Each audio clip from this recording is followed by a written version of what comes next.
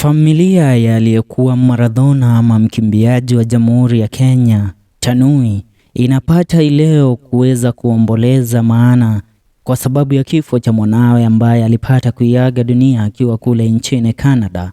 Hii ni baada ya mwili wa mwanawe kuweza kufika katika mtaa wa Eldoret ileo.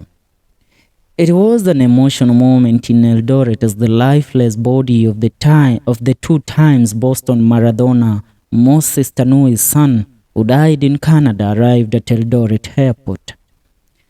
Job Kiptoo Tanui was a student at Mohawk College in Hamilton, Canada, where he has been for the last 2 years.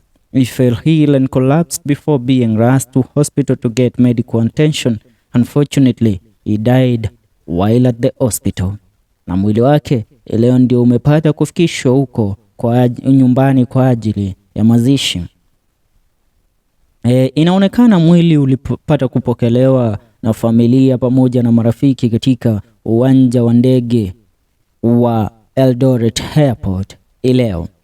Job Kiptoo Tanui atapata kulazwa nyumbani kwao Sugoi katika constituency ya Tarbo kule katika kaunti ya Uasin Gishu. Imeonyesha watu wengi pale wakipata kushirikiana na familia ya Mr. Tanui kwa kuweza kumlaza mwanawe ambaye alipata kuiaga dunia. Ila kwa yote hayo, the pain of losing a loved one is unbearable. All we can say is that our sincere condolences go to the bereaved Mr. Moses Tanui, friends, relatives, and all those have been left by their loved one today. May God grant them strength as they come to terms with the demise of their loved ones.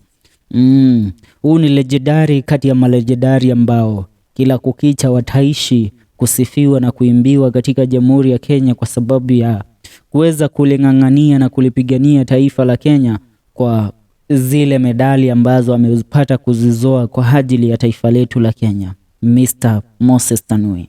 All we can say is that we send our condolences to the family. Hii ni FM Show KE, usisahau kusubscribe.